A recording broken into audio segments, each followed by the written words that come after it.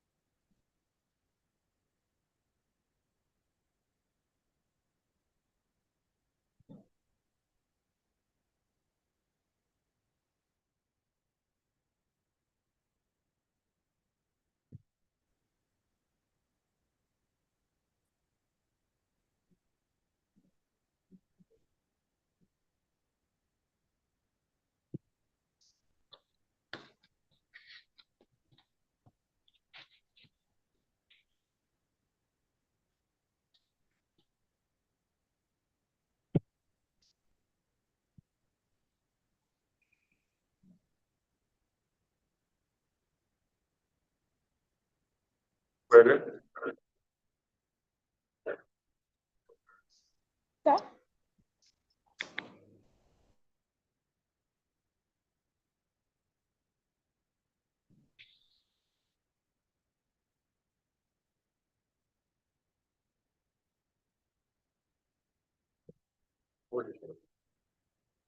Let's go.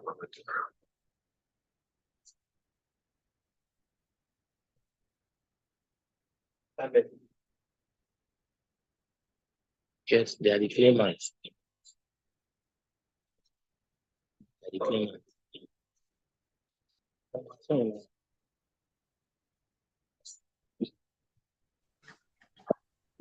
Can you hear me clearly now? Yes, my lord. Appearances. Yes, my lord. With utmost humility to my Lord, my name is A.O. Jonathan. A.O. Jonathan. Yes, my Lord. My humble appearance for the claimant. Any other appearance? The profound respect to this honorable court. I'm ICB. My appearance is defendant.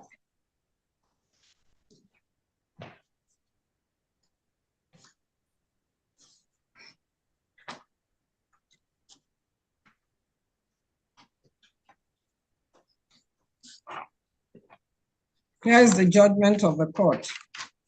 As the court pleases. Please mute your phone. Mute your phone. It is the claimant case that they are councillors in Okene local government during the 2004 to 2007 political dispensation, and as political office holders, they are entitled to certain remunerations by virtue of the provisions of the remunerations of certain public or political office holders Amendment Law number 1, 2006. Aside from this law, the Revenue Mobilization, Allocation and Fiscal Commission reversed the severance allowance and benefits of political office holders, which equally affected claimants. The Kogi State House of Assembly, according to them, had passed resolutions on the issue of remuneration or allowances of claimants, and same was circulated to various local governments in Kogi State, and that by several instruments they are entitled to salaries, severance allowances, and furniture allowance, which they are to be paid by a resolution of Kogi State House of Assembly. That sometime in 2008, Kogi State Assembly via a letter mandated the defendant to pay them their severance and other allowances. And upon receipt of the letter, the defendant made some payment but failed to pay the balance of the sum of 32,153,256 naira 37 kobo. Thereafter, claimants caused their solicitors to write a letter of demand requesting for same. It is the avowment of the claimants that the said allowances accrued to them as payment or entitlement for work and labor done by them to the defendant in their capacities as political office holders. It is a against that claimant commenced this action via the general form of complaint, which was filed on 23rd of January 2020, wherein claimants claimed the following reliefs against the defendant. 1, the sum of 32,153,256 naira 37 kobo, being the outstanding unpaid balance of allowances due to claimants as former political office holders of the defendant from 2004 to 2007. 2, 10% court interest on the said sum of 32.1 million naira from the date of judgment till the entire judgment sum is fully liquidated. The defendant, in response to the claimant's claim, filed a statement of defense on 16th of March 2020, which was subsequently amended on 24th of February 2022, wherein it averred that claimants do not even know those who are actually past political office holders of Adavi Local Government Council from 2004 to 2007, and that remuneration law cannot be retrospective to be enforced backwards to 2004 as it relates to salaries, noting that claimants were barely 1 month when the said 2007 remuneration law came into force. It equally averred that it is only the fiscal laws of the State House of Assembly that are binding and not purported resolution or letters, reason being that every money spent by the state must go through budgetary allocations. The defendant further averred that claimants and all Adavi Local Government Council 2004 to 2007 political office holders have been paid all their severance and other allowances in accordance with the 2007 remuneration law, and that the claimants do not have competence or powers to legislate and or compute fiscal matters and determine salaries and allowances, and that it has defense to put up in this suit. That claimant solicitor's letter is grossly limited to the misinformation supplied by the claimants, and reiterated that claimants have been paid their severance and other allowances without any outstanding balance, as all political office holders of Adavi Local Government Council have been fully paid. Parties in this suit on 24th of May 2023 consented to and adopted the argument on record procedure pursuant to Order 38, Rule 33 of the Rules of this Court 2017.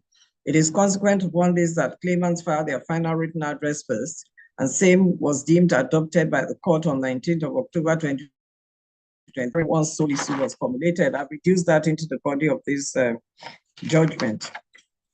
The defendant equally filed final written address, and that has equally been reduced into the body of this judgment. I will now go to the decision of the court.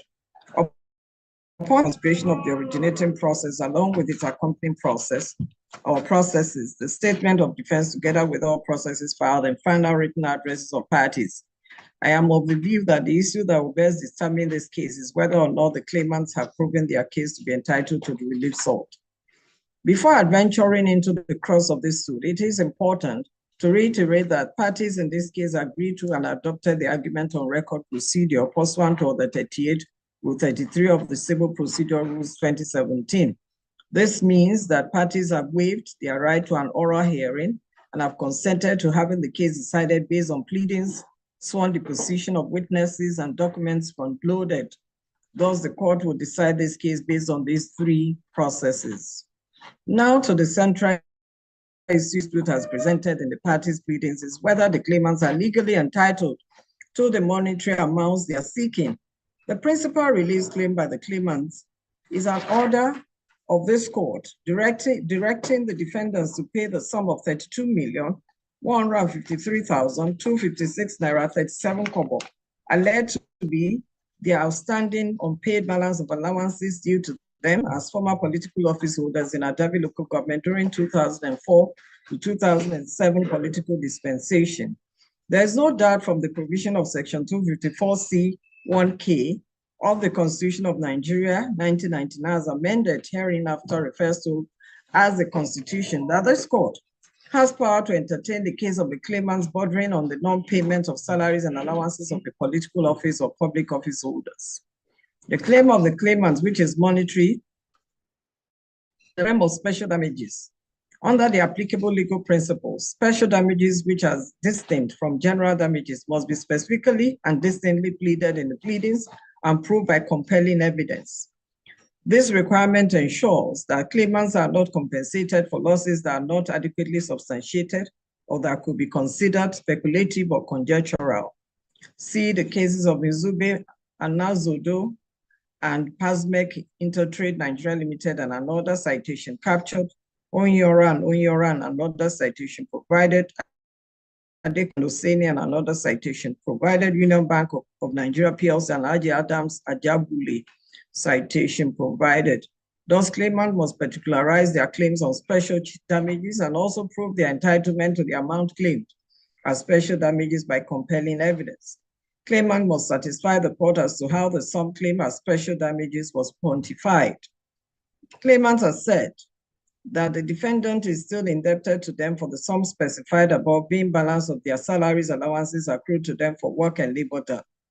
They gave particulars of their claims, be it paragraphs 9, 10, 11, and 12 of their statement of facts, and placed reliance on the Revenue Mobilization, Allocation, and Fiscal Commission review document, which grants same to them as political office holders in the third tier of government, particularly be it paragraphs 5 and 6 of their statement of facts. They equally contended that Kogi State House of Assembly had in the year 2008, read the letter dated 22nd May 2008, mandated the defendant to pay the severance and other allowances owed them and place reliance on a copy of the said letter. And upon receipt of the said letter, the defendant made some payments to them, but failed to pay the balance. Defendants on their own part contended that claimants do not even know those who are actually past political office holders of the defendant, and that remuneration law cannot have retrospective effect. It is equally their position that it is only fiscal laws of the State House of Assembly that is binding and not purported resolution. That claimants on all Adabi Local Government Council 2004 to 2007 political office holders have been paid all their severance and other allowances in accordance with 2007 remuneration law. First, I must say, the defendant made its statement of defense denied claimants' claim of being former political office holders in the defendant from 2004 to 2007, read paragraph 2 of its statement of defense.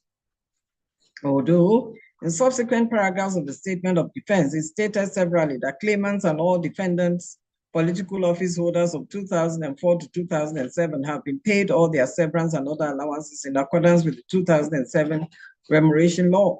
See paragraph 6 and 11 of the statement of defense, which means that though the defendant had earlier denied claimants' claim of being former political office holders in the defendant, they claim that the claimants as former political office holders have been paid their allowances, which in my view is a subtle acceptance that claimants were actually former political office holders in the defendant. Although throughout the bulk of documents concluded by claimants, they did not place any document before the court to show that they actually held the individual political offices in respect of which they are making claims before this court. I must say that claimants, since they are claiming special damages, which will not even succeed on an admission, but on compelling evidence, ought to have placed before this court documentary evidence like their instrument of appointment and certificate of return as elected political office holders. It is incumbent upon claimants in this case to demonstrate through the presentation of reliable and trustworthy evidence their rightful claim to the sums they have sought. The evidence must be of such nature and caliber as to persuade the court beyond reasonable doubt of the validity of their claims and their entitlement to the requested sums. See the case of NDPHC, NIPP versus Hula, citation captured, Ojiakwa Nwa Buisi, citation provided. Failure of the claimants to place compelling evidence before the court showing that they actually held the positions in respect of which they are claiming entitlements is fatal to their case, especially as they are claiming monetary claims, which are in the realm of special damages. Special damages, as I've stated. A court of law cannot be asked to speculate on possibilities which are wholly unsupported by evidence. See the case of Ogunye and others and the state citation captured. Again, in law, when a party seeks monetary claim of this instance, proof of entitlement is often by reference to an instrument which grants it. Claimants in this case are relying on the remuneration packages prescribed by Revenue Mobilization Allocation Fiscal Commission in 2007, a resolution by Kogi State House of Assembly dated 22nd of May 2008, The defendant, as stated supra, have contended that the remuneration law cannot be applied retrospectively to 2004, as claimant had only 1 month in office when the remuneration law 2007 came into force. It also contended that only fiscal laws of the House of Assembly are binding, and it cannot be bound by the resolution of the State House of Assembly when it has to do with money, because money spent must go through budgetary allocations. I perused the 2007 remuneration, which is before this court at pages 26 to 28 of the record of court. It is clear from its content that there are clear provisions for the annual basic salary and allowances of local government council executives like chairman, vice chairman, supervisor, secretary, and special advisor. It is equally clear from the perusal of the specifically the reviewed remuneration package for the legislature at the federal, state, and local government level at pages 229 to 31 of the record, that there are specific recommendations on the basic salary and allowances of the legislature at the local government council, which are legislative leaders, deputy legislative leader, and councillor. Nella Defense Counsel in paragraph 1.0 of his final written address has submitted that the case of the claimant rests on the certain Political Public Officers Law, which is Amendment Law number 1, 2006, and that the letter dated 22nd of May 2008 and the letter dated 22nd of May 2008. I must say that claimants did not plead in their pleadings the law passed by Kogi State House of Assembly, which incorporated the 2007 Revenue Allocation Fiscal Commission recommendation, which claimants are relying on and front-loaded as regards political office holders in the third tier of government in Kogi State, is very relevant to the case at hand. In essence, the 2006 amendment law was an attempt by Kogi State House of Assembly to domesticate the 2007 recommendation of the Revenue Mobilization Fiscal Allocation Commission. This court, just like every other superior court of record by virtue of the provisions of section 122(2)A of the Evidence Act 2011, is empowered to take judicial notice of all laws and enactment and any subsidiary legislation in arriving at the justice of the case before it.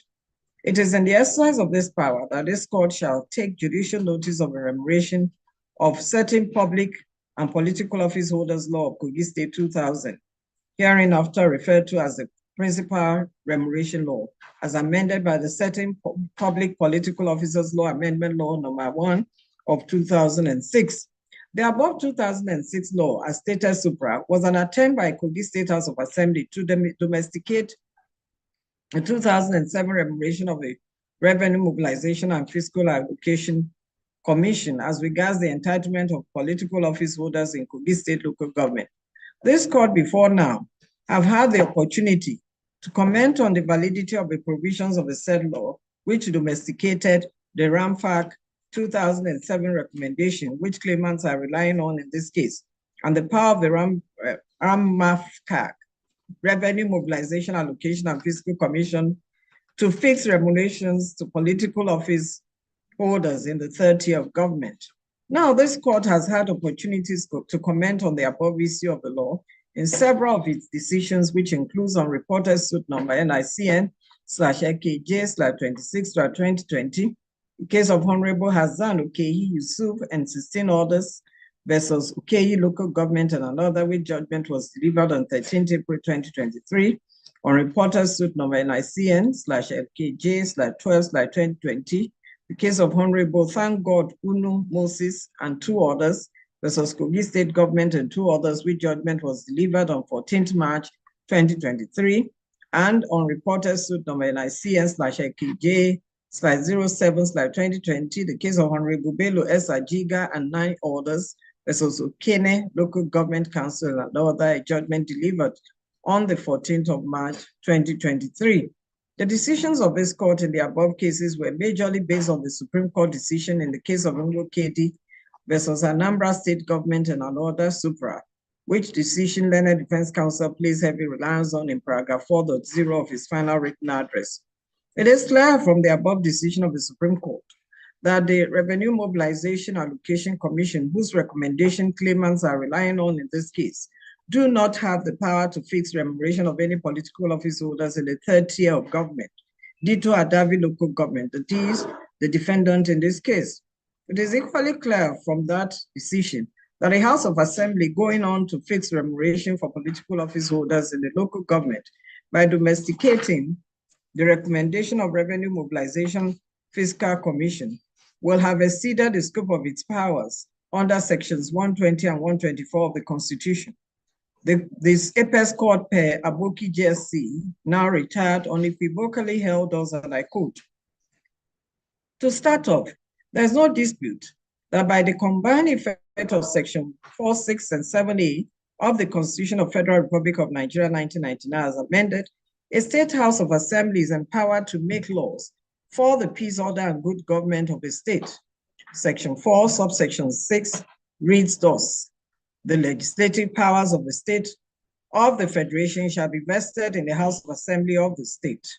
Under subsection 7A thereof, the House of Assembly of a state shall have power to make laws for the peace, order, and good government of the state, or any part thereof, with respect to the following matters, that is to say, A, any matter not in the exclusive legislative list set out in Part 1 of second schedule to this Constitution, B, any matter included in the concurrent legislative list set out in the first column of Part 2 of the second schedule to this Constitution, to the extent prescribed in the second column opposite thereto, and C, any other matter with respect to which it is empowered to make laws in accordance with the provisions of this Constitution, consequent upon the general legislative powers conferred upon the State House of Assembly by subsections of Section 4 of the 1999 Constitution as amended. Section 124 thereof empowers the State House of Assembly, quote and unquote, to prescribe remuneration for certain categories of public office holders. The section stipulates inter alia that 124.1, they shall be payable to the holders of the offices mentioned in this section, such salaries and allowances as may be prescribed by the House of Assembly, but not exceeding the amount as shall have been determined by the Revenue Mobilization, Allocation, and Fiscal Commission. 2, salaries and allowances payable to the holders of the offices mentioned shall be charged upon the Consolidated Revenue Fund of the state. 3, the salaries payable to the holders of the said offices and their conditions of service other than allowances shall not be altered to their disadvantage after their appointment. 4, the offices aforesaid are offices of the governor, deputy governor, the Auditor General of the state, Auditor General of the local government councils of state, and chairman and members of the following bodies, that is to say, the State Civil Service Commission, the State Judicial Service Commission, the State Local Government Service Commission, unquote. Pursuant to the provisions of Section 124 of the 1999 Constitution as amended, the Anambra State House of Assembly proceeded to in Law number 7 of 2007 to provide for salaries of public officers in Anambra State and for related purposes, the Law number 7 state inter alia, whereas Section 124.1 of the Constitution of the Federal Republic of Nigeria provided that there shall be paid to the holders of the offices mentioned in this section such remuneration and salaries as may be prescribed by a House of Assembly, but not exceeding the amount as shall have been determined by the Revenue Mobilization, Allocation, and Fiscal Commission. The Legislative Council of the local government is not mentioned by the Constitution. So by extension, a councillor is not recognized by the Constitution as a member of the Legislative House properly so called. Again, Section 3181 of the 1999 Constitution as amended defined, quote and unquote, public service of the state to mean the service of the state in any capacity in respect of the government of the state and includes service as mentioned in subparagraphs A thereon. What is more, Section 120 Constitution of Federal Republic of Nigeria 1999 as amended, which in subsection 1 established the Consolidated Revenue Fund of the state, stipulates in subsection 1 thereof that, quote, no money shall be withdrawn from the Consolidated Revenue Fund of the state except to meet expenditure that is charged upon the fund by this Constitution, and where the issue of those monies have been authorized by an appropriation law, supplementary appropriation law, or law passed in pursuance of Section 121 of this Constitution. It follows, therefore, that any expenditure that is to be charged upon the fund by this Constitution shall be as stipulated by Section 124, subsection 4 of the CFRN 1999 as amended. The consequence of the above is that the inclusion of chairman of local government, vice chairman, secretary to local government, supervisors, special advisors or PA to the chairman, leader of the local government legislative council, deputy leader and councillors by the Anambra State Law number 7 of 2001 in the list of political office holders or public officers whose salaries shall be fixed by the Revenue Mobilization, Allocation and Fiscal Commission and charged upon the Consolidated Revenue Fund of Anambra State is against the express provision of Section 124(4) of the 1999 Constitution as amended. I therefore answer the question whether the Court of Appeal was correct when they held that local government councillors do not come within the purview of political office holders in Section 32D, Item N, Part 1 of the third schedule to the 1999 Constitution of Nigeria as amended in the affirmative and resolve this issue against the appellant, unquote.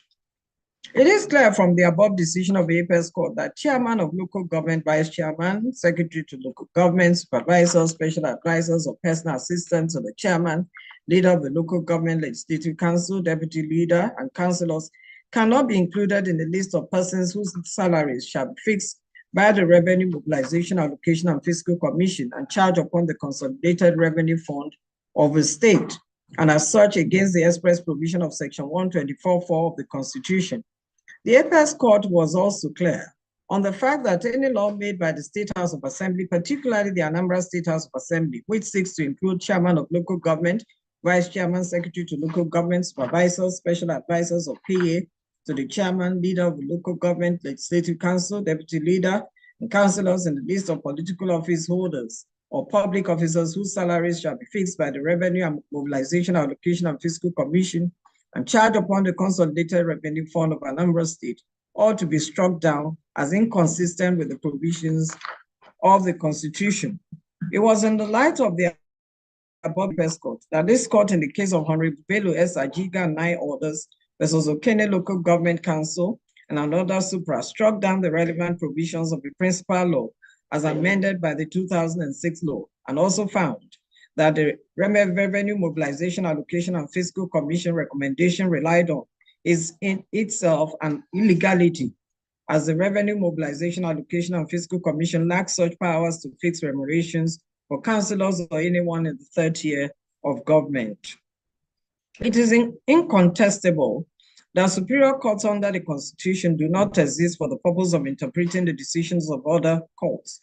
Once a decision is given and that decision is tested at the Supreme Court, the matter ends there.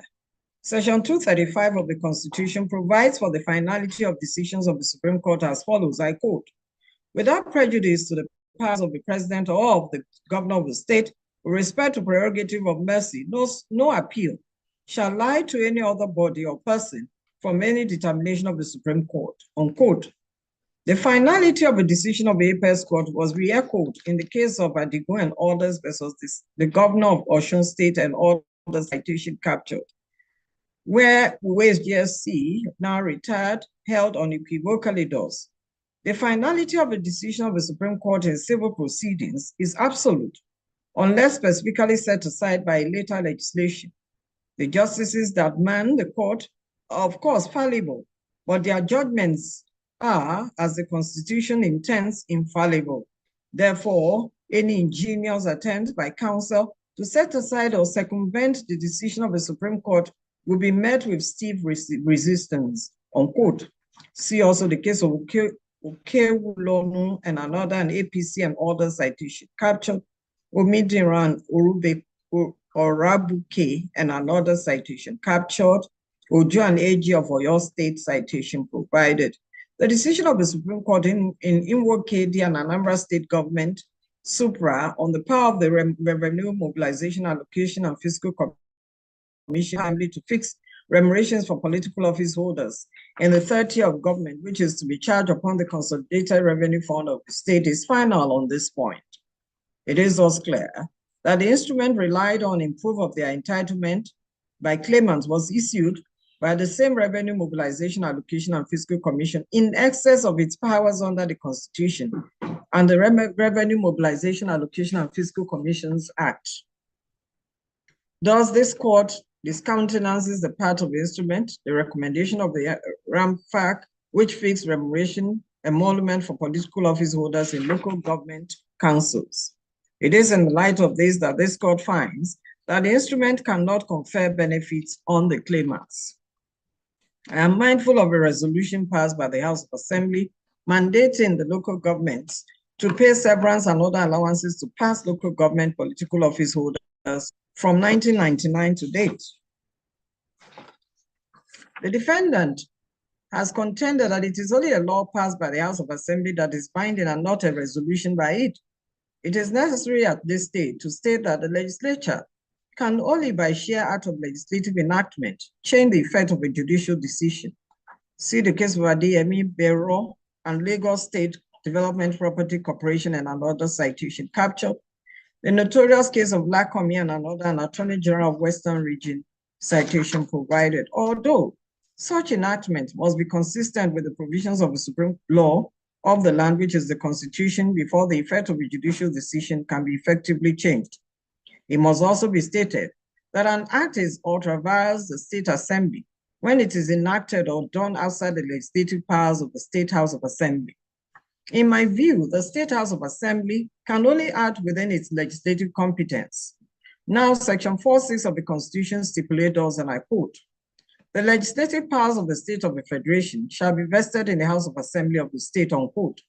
The scope of the power so conferred on the House of Assembly in subsection 6 above is contained in subsection 7 of section 4 thereof, which stipulates in very clear terms thus, and I quote, "The House of Assembly shall have power to make laws for the peace, order, and good government of the state, or any part thereof, with respect to the following matters, that is to say, A, any matter not included in the exclusive legislatively set out in Part 1 of the second schedule to this Constitution, B, any matter included in the concurrent legislative list set out in the first column of Part 2 of the second schedule of this Constitution to the extent prescribed in the second column opposite thereto, and C, any other matter with respect to which it is empowered to make laws in accordance with the provisions of the Constitution," unquote.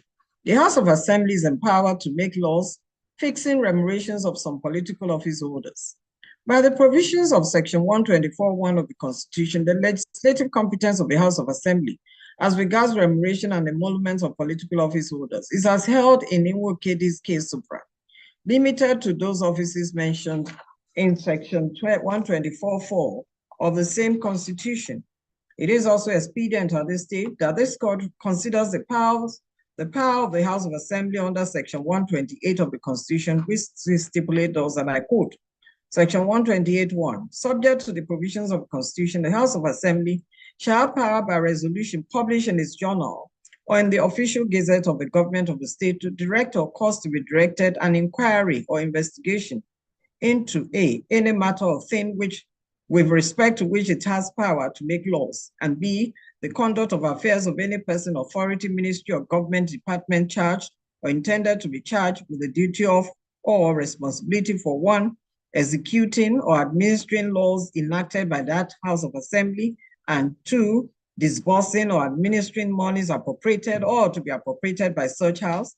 And subsection 2, the powers conferred on the House of Assembly under the provisions of this section are exercisable only for the purpose of enabling the House to A, make laws with respect to any matter within its legislative competence and to correct any defects in existing laws, and B, expose corruption, inefficiency, or waste in the execution or administration of laws within its legislative competence and in the disbursement of funds appropriated by it, unquote.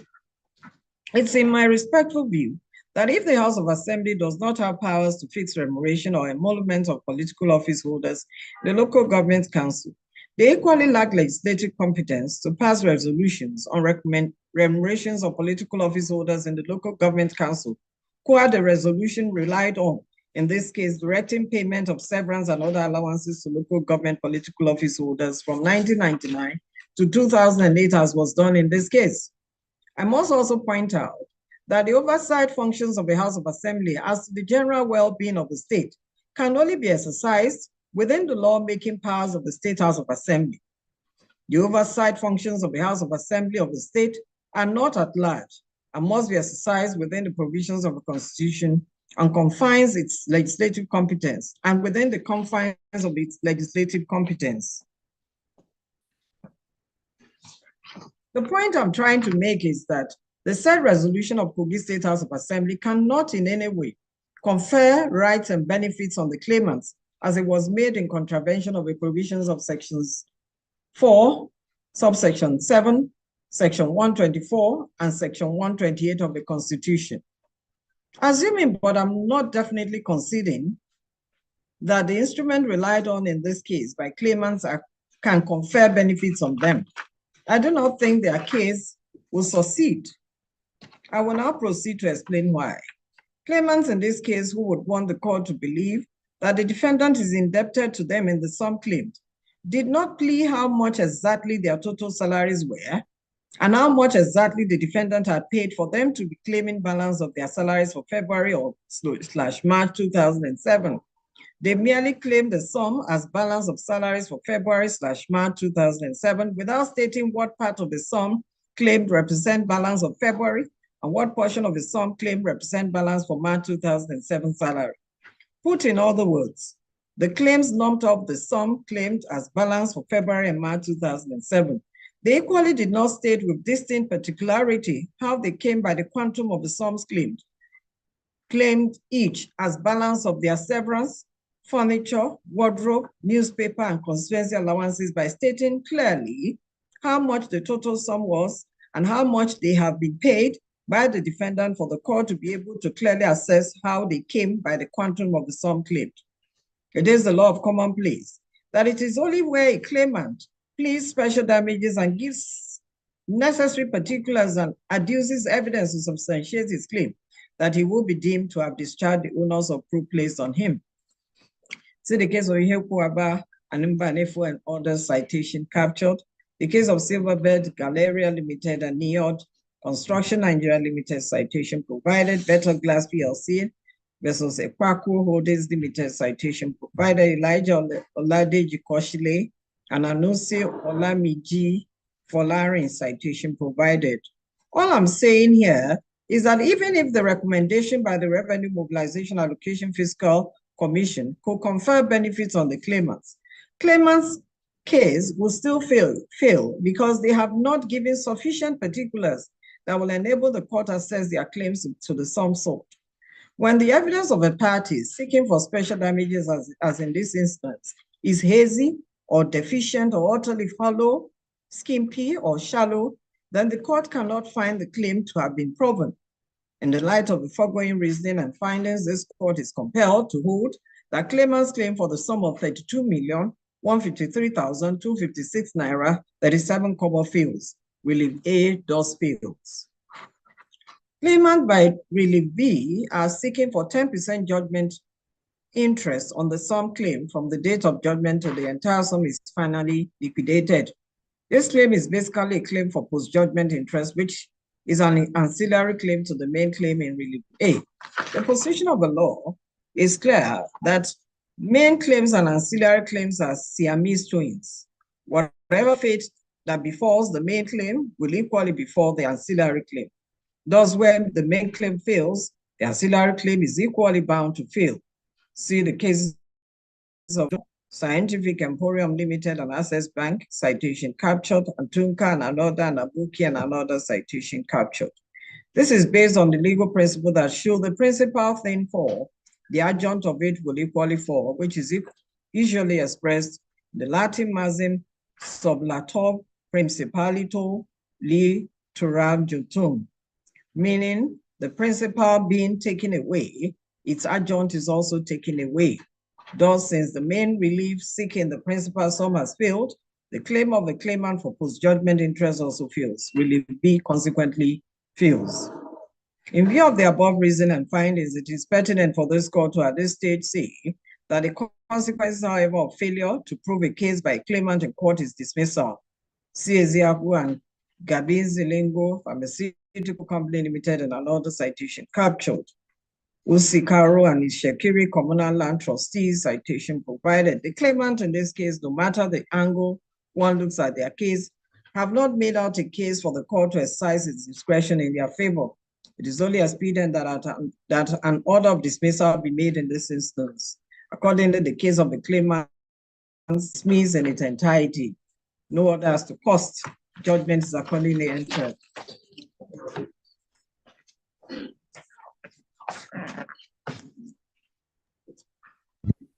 Clean copies of this judgment forwarded to you in Lakoja. That's all, please. My lord, we are most obliged.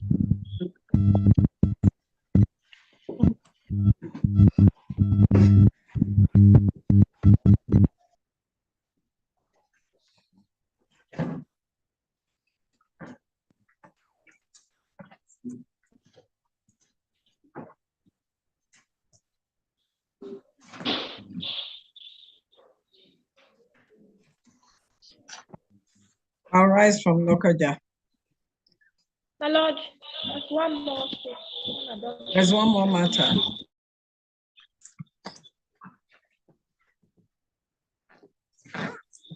One more matter, yes, my lord. Go ahead. NICN LKG 16/2022 between Gabriel Tanko Oche and Kogi State Investor Yamba. Parties are absent, my lord.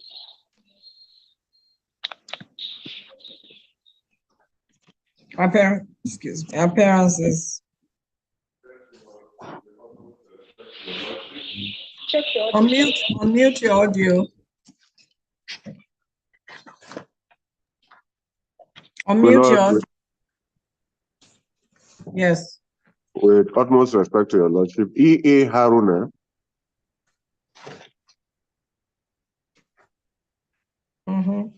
with me is T.U. Odoma Esquire.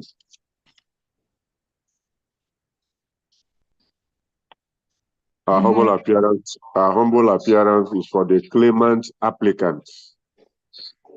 Any other appearance? Yes, my lord.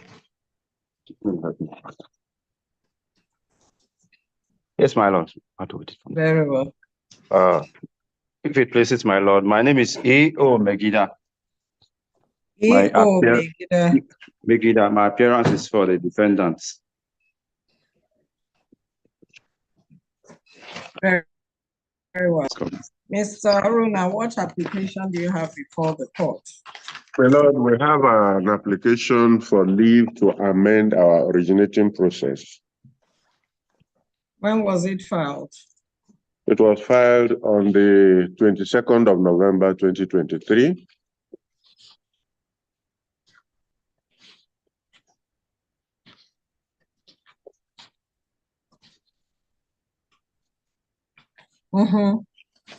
Defendant served us.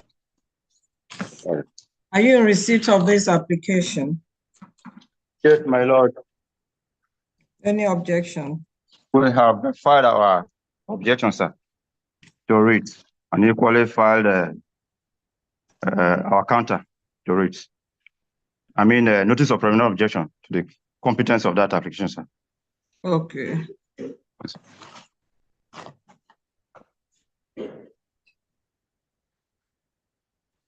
Mr. Haruna, are you in receipt of their response? Yes, my lord. Upon receipt of their notice of preliminary objection and counter affidavit and written address in opposition to the motion, we filed claimant's reply on the 6th of December, 2023.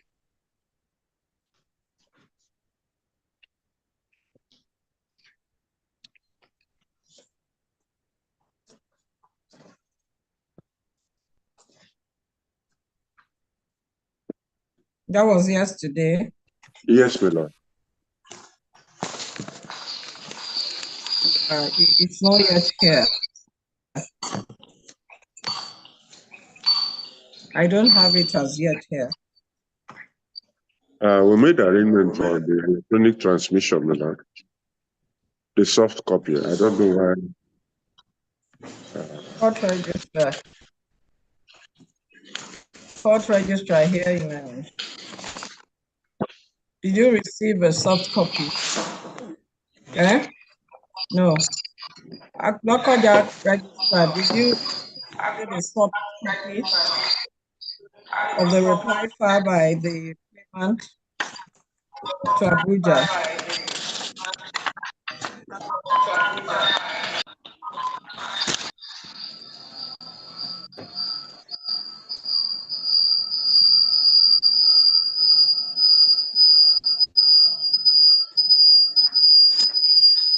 Mr. Harris, let's look at what you are trying to amend.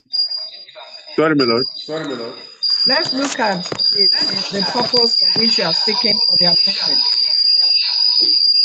You attach a No, my proposal. lord, the purpose of the application is just to add a relief to the two relief. Infinite should switch off. Sorry, my lord. Just unmute your phone. I'm not talking to you.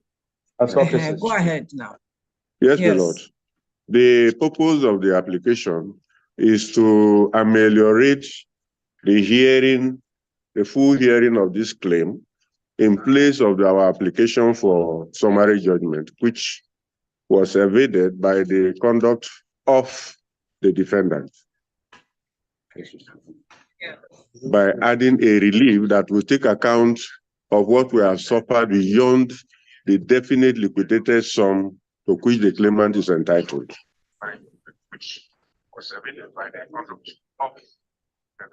So how did you come about the amount, the 3 million you are claiming?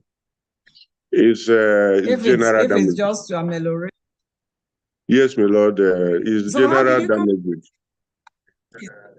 a right to now put a particular sum as if you have already calculated it?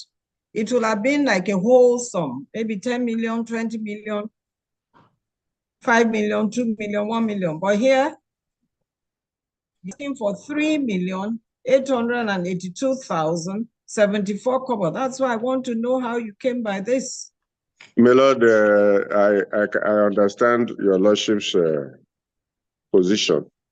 The relief actually should have just stopped at general damages without specifying the specific sum. That should be left to the court to determine. Exactly. Yes, my lord. You even have a right to specify. You can say 10 million, 1 million, 2 million, 3 million, 10, 50 million. Some even ask for 500 million or 1 billion. Yes, my lord. But I mean, it's now it now will be at the discretion of the court, because the general damages are always at like equitable relief. No matter what amount. Yes, my lord. So what do you want to do to this? In the circumstance, my lord, we'll be asking for payment of punitive general damages without leaving out the specific sum. Mr. Megida. Yes, my lord. What do you have to say to that? I leave it to the court, my lord. So are you going to withdraw your objection to that? No, my lord, we're not withdrawing our objection, sir. My lord will consider all together. So you want the court to consider all together? Yes, sir. And on the basis is just to strike out the motion, sir. Mr. Aruna. Yes, my lord. You have made your main claims, right, in this matter? Yes, my lord. I see no reason why you should bother yourself about that. My lord, because if your main, let me see, what are your main beliefs here?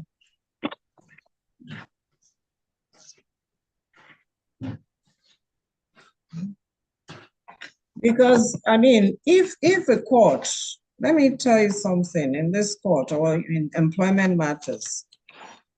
The sum that you are claiming here, as noted here, is remuneration, right? Yes, yes, my lord.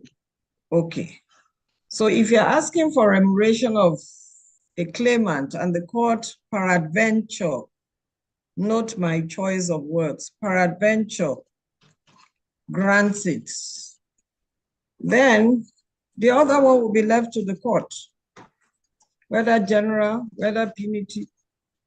You can even orally ask that on the day of judgment. Of course, please. So considering this or that, and the court will look at it, and the other party would be given opportunity to react to that. Instead of, because of this, Mr. Megida has gone to town and has ahead notice of preliminary counter affidavit. Yes, my lord. I take your lordship's hint and respectfully apply to withdraw the motion so that we can proceed to adopt our final written addresses for the main or substantive matter.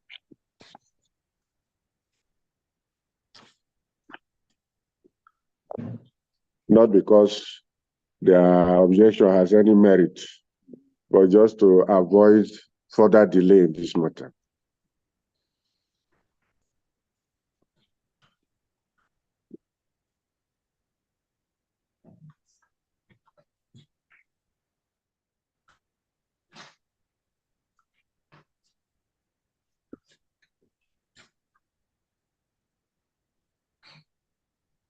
Mr. Megida, do you also want to withdraw your notice of preliminary objection to same and counter affidavit? Yes, my lord. Consequent upon the withdrawal of our own jurisdiction.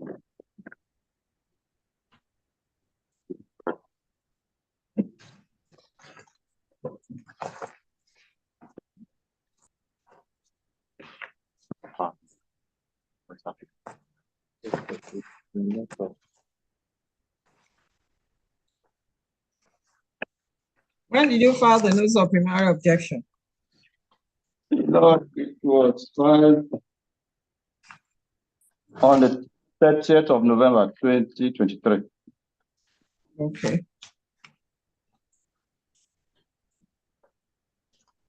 And the counter? The same date, sir, my lord. Okay.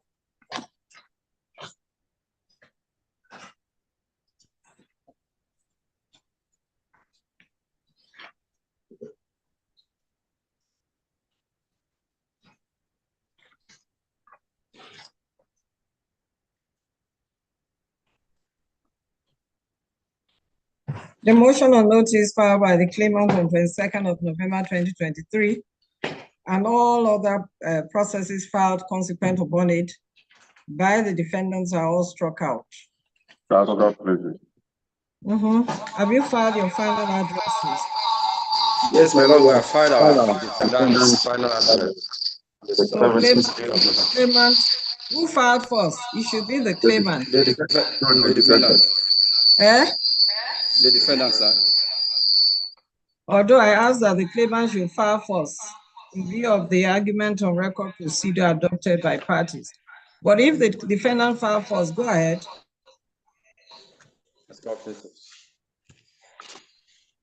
My lord, Yeah. based on the rule of this honorable court, the counsel to the defendant filed his final written address dated the 27th day of November. It cannot be 27th of November. Okay, sorry, on the 7th day of November. Uh-huh. So that is the date of filing. Yes. That's correct. Yes, go My Lord. ahead. Yes, go My ahead. Lord, our final written address is dated 3rd of November and filed on the 7th day of November. 7th. Mm-hmm. With due respect, my Lord, we seek to adopt same as the argument in favor of the defendant in this matter.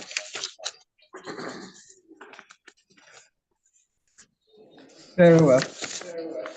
My Lord, consequent upon the receipt of the claimant's final written address also, we have filed our reply on point of law dated 27th day of November and filed on the 30th day of November.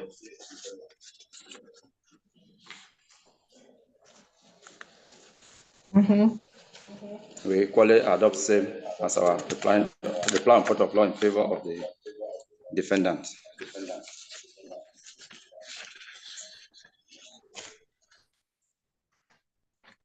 On the whole, my Lord, Okay.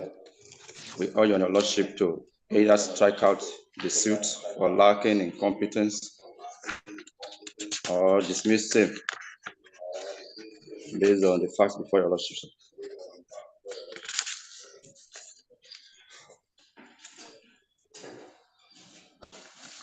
With due respect, my Lord.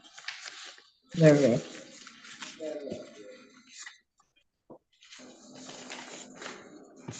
Mr. Aruna. Yes, my Lord. Upon this defendant's final written address.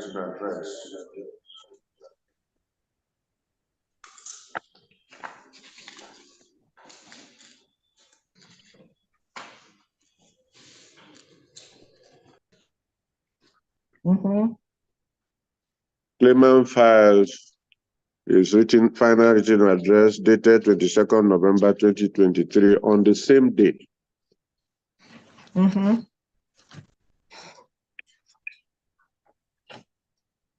Go ahead.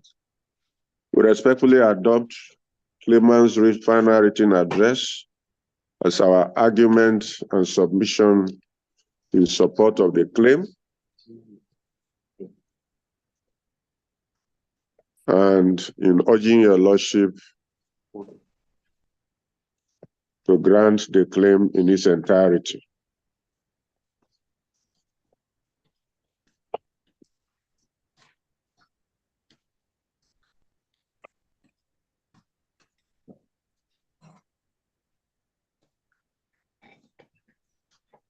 Very well. Court registrar, let me have that.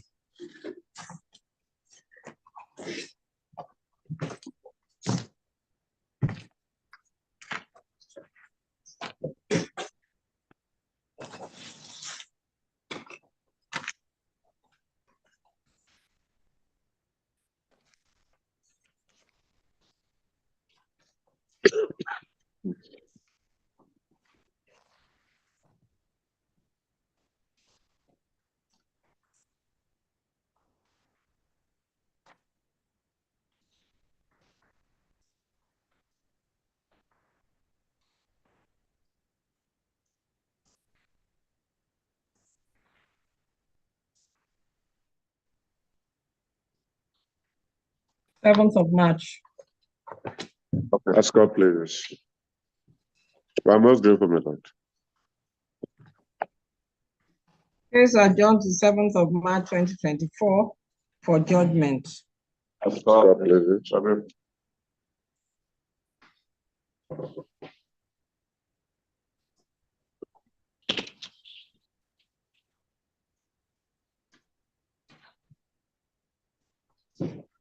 Any other matter?